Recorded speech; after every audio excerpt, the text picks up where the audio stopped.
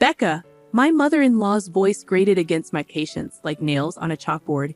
You're still as inconsiderate and useless as ever. This trip was something my son and I were eagerly anticipating. You, who had no hand in planning it, can make yourself scarce right now. With my husband's departure from the table, the barrage of criticism began.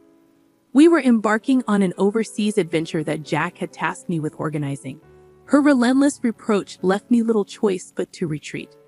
What unfolded between them afterwards ceased to concern me. My name is Becca, a married woman navigating the waters of corporate life within a multinational entity. Thanks to the flexibility of my job, I've largely operated from home since tying the knot, affording me ample time within our household. My husband, Jack, embodies the archetype of self-importance, always striving to maintain appearances.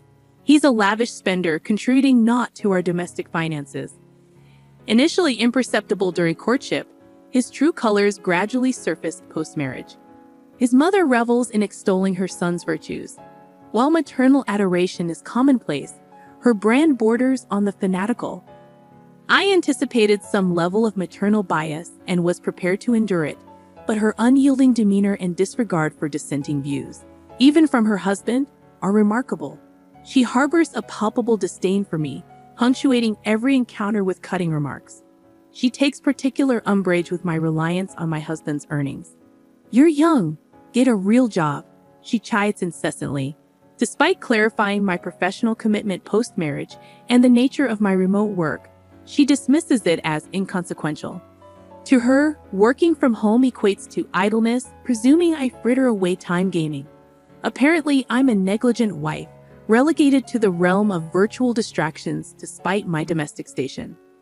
My husband, ostensibly, comprehends my work habits, yet he's never bothered to elucidate them to his mother, even when the topic arises in his presence. He opts for willful ignorance. Despite my entreaties for clarification, he evades responsibility, insisting that women ought to manage such matters independently, leaving me to bear the brunt. He even avowed his reluctance to embroil himself in any potential discord. On one occasion, my insistence for his involvement prompted him to flippantly toss a finalized divorce decree my way. The callous dismissal stone, prompting contemplation of divorce. However, the daunting prospect of divorce dissuaded me. If severing ties proved more arduous than our current predicament, acquiescence seemed the lesser evil. It dawned on me that my husband's allegiance lies squarely with his mother. It's exasperating, but I'm compelled to navigate her presence deftly while sidestepping confrontation. The notion of divorce arose not from newfound affection, but from a desire for change. Yet my husband misconstrued it as unwavering devotion, deterring him from dissolution. His inflated sense of self-importance grows more insufferable by the day. While childish pretensions can be endearing, in an adult they're simply off-putting. I've grown adept at disregarding his haughty pronouncements and feigning ignorance of his actions. Another motive lingers behind my decision to forgo divorce. Due to my husband's profession, we reside a considerable distance from my in-laws, meeting only once or twice a year. Initially, I believed I could endure such sporadic encounters. While the world buzzed with excitement over the prospect of a 9-day hiatus by strategically taking weekdays off, both my husband and I remained immersed in our respective work. American holidays held little significance for me as I tailored my schedule to international demands. For my husband, the notion of 9 consecutive days off was more abstract than calendar-bound. Thus, upon returning home from his first day back at work, he proposed an impromptu overseas trip, inspired by his colleagues who had seized the opportunity for a 9-day escapade. His enthusiasm, tinged with a hint of pride, left me bewildered and somewhat exasperated. His childlike impulsivity notwithstanding, I recognized my own yearning for travel, having not embarked on a trip that year. Hence, I tentatively suggested a domestic excursion. My rationale stemmed from my husband's lack of experience with international travel, necessitating the acquisition of a passport. With you by my side, language barriers won't pose a problem. Your linguistic prowess is impressive, he reassured me. Having studied abroad and ventured on numerous overseas escapades during my single years, I am fluent in multiple languages, proficient enough to navigate conversations in Spanish, and, to a lesser extent, Mandarin.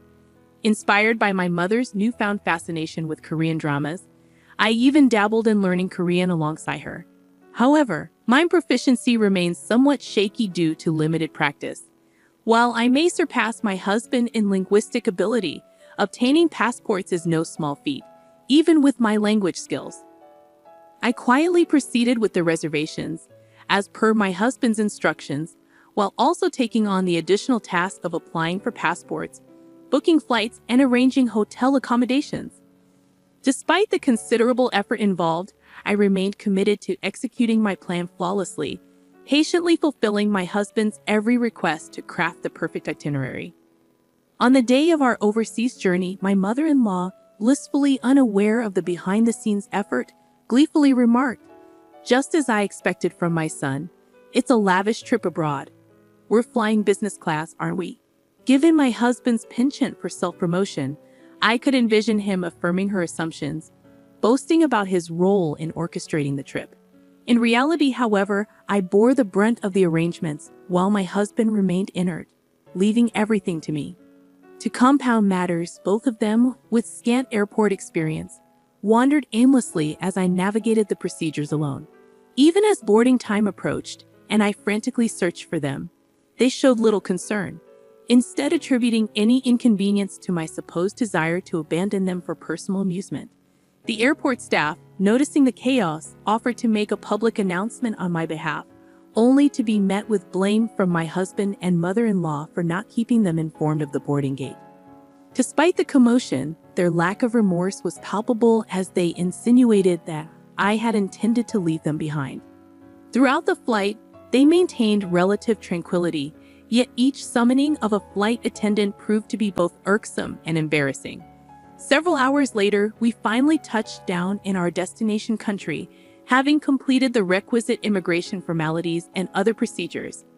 Just as I began to relax, however, at last, I looked forward to heading straight to the hotel and indulging in a well-deserved break.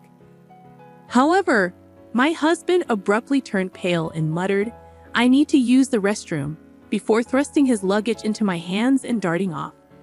Bewildered by his sudden departure, I couldn't fathom why he alone fell ill after we consumed the same meal. It seemed ironic, considering his earlier joviality and fondness for the flight attendant. Perhaps it was a form of divine retribution, I mused, a fitting consequence for his behavior. "Becca, you truly are an insensitive daughter-in-law. How much longer do you intend to linger here?" My mother-in-law's sharp voice snapped me out of my thoughts. "Pardon? This trip was planned by my son for me. It's meant to be a mother-son excursion, sans daughter-in-law.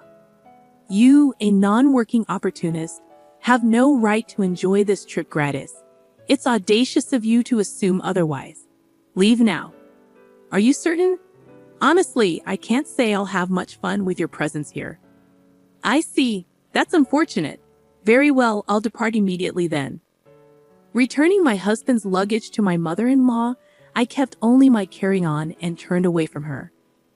As I did so, I caught a glimpse of her stunned expression, a stark contrast to her earlier directive for me to leave.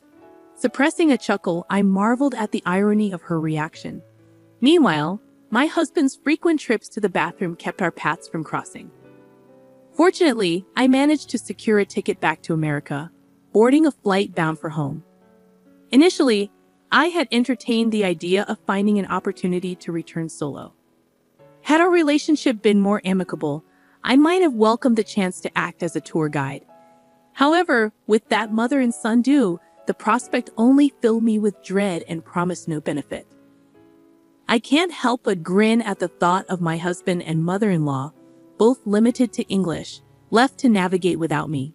While they could rely on smartphone translation apps if they put their minds to it, I doubt my husband, with his penchant for boasting, would stoop to such measures. After safely completing a few detours, I made my way directly to the luxurious hotel where my parents awaited. Following Jack's advice to honor my parents, I treated them to a lavish trip in upstate New York. They would leisurely traverse the popular scenic route, savoring the breathtaking landscapes and culinary delights along the way. I managed to rendezvous with them ahead of schedule, much to their astonishment. As I briefly outlined the situation, they were taken aback, marveling at my compliance with Jack's unusual request. My phone incessantly buzzed with calls and messages from Jack, all of which I chose to ignore. I powered off my device, immersing myself in the day's pleasures without interruption. Upon returning home after a delightful day with my parents, I received a call from the embassy. According to their account, Jack returned from the restroom to find his mother, my mother-in-law, sitting alone. Shocked by my absence, he grew increasingly agitated. Despite his attempts to reach me, all of his calls went unanswered. Left with no other recourse, he embarked on his own to find the hotel. However, disoriented and clueless about his surroundings, he found himself in a state of distress until a compassionate individual intervened with broken English. Believing they knew the way, Jack followed, only to fall victim to a robbery, losing his money, passport, and valuables in the process.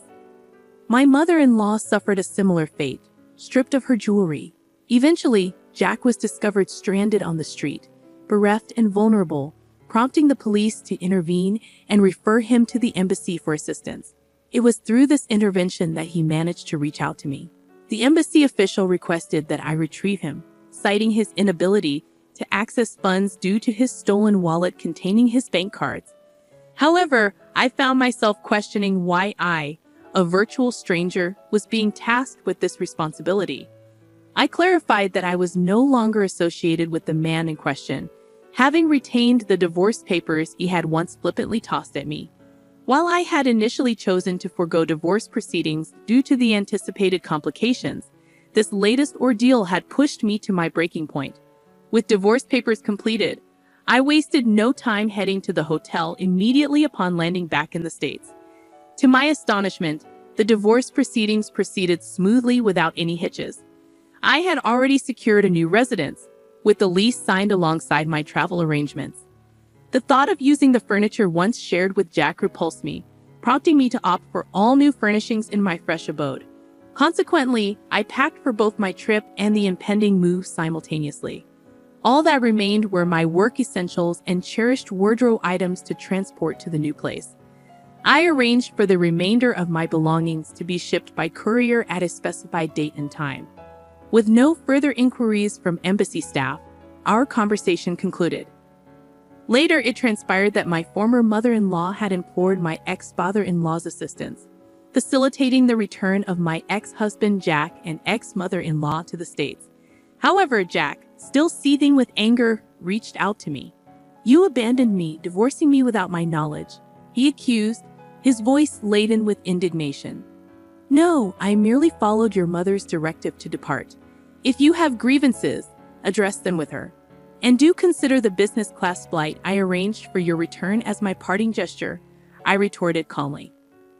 I reminded him of his own initiation of the divorce proceedings. "Do you think such excuses hold any weight? How much further do you intend to humiliate me?" Jack snapped. "Humiliate you? Interesting choice of words. I could regale you with a rather compelling anecdote if you're interested," I teased. "What is it?" he inquired, his curiosity piqued. "So, did you know you're a regular at an adult entertainment club? Seems you've got quite a thing going with a particular favorite there, huh? Instead of contributing to the household, you're pouring your funds into her, but looks like things got out of hand when her demands skyrocketed, didn't they?" I had an investigation agency probe into a debt collection notice addressed to Jack, which had landed at our doorstep. While Jack had always been generous with his spending, his obsessive tendencies were becoming concerning. Interestingly, his favorite entertainer's sentiments revealed a different story. She hoped that by continually asking for more, he would eventually lose interest and stop coming altogether. I wonder how Jack felt upon hearing that. That's quite the embarrassing revelation, wouldn't you agree? Keep causing a scene or contacting me, and I'll have no qualms about airing your dirty laundry to your employer. Understood? For someone like Jack, whose pride was paramount, being spurned by the object of his affection would be an excruciating blow. The thought of such a humiliation becoming public would undoubtedly be mortifying. Jack, who had previously been confrontational, simply responded with a weak, "Understood," before abruptly ending the call. A few days later, my ex-father-in-law reached out to me. He disclosed that he, too, had severed ties with my ex-mother-in-law. While I initially saw no reason for his contact given our severed familial connection, it became apparent that he wished to expose my ex-mother-in-law's true colors, given the shared mistreatment we had endured at her hands. My former father-in-law, growing suspicious of his wife's activities, conducted an investigation during her absence and made a startling discovery. His retirement savings had been drained. The funds, it appeared, had been funneled into beauty treatments and cosmetic procedures. As someone not well versed in such matters, I remained completely oblivious to these developments. When pressed for a female perspective, I found myself at a loss, as I had failed to discern any noticeable changes. Perhaps the infrequency of our interactions, limited to once a year, rendered any alterations more pronounced. Nevertheless, I genuinely had not observed any significant transformations. In a moment of perplexity, I even queried my former father-in-law, "Are you certain these expenses were for beauty treatments?" Despite the substantial investment, there seems to be little discernible change. It appeared that any alterations were subtle, visible only to my former mother-in-law herself. It felt akin to pouring money down the drain. Predictably, my former mother-in-law, left destitute, sought refuge with her son Jack. However, Jack, once the pillar of the family, now finds himself drowning in debt following our divorce. He's even lost his apartment due to unpaid rent. Currently, both he and his mother reside in a dilapidated, drafty apartment. Despite their dire circumstances, his mother shows no inclination to seek employment and adamantly refuses to forego her beauty treatments. As Jack grapples with the daunting task of repaying his debts, the added burden of his mother's beauty expenses takes a toll. I've heard he's working tirelessly just to stay afloat. The pursuit of a grandiose facade, despite a diminishing quality of life, appears to persist unchanged. If they find contentment in their current circumstances, I won't interject. However, rumors have circulated suggesting a decline in the quality of the beauty treatments, resulting in a noticeable deterioration in her appearance. For my part, I value the tranquility of the present moment, where I can focus on enhancing my work without external pressures. This situation has prompted me to reconsider the importance of living within one's means.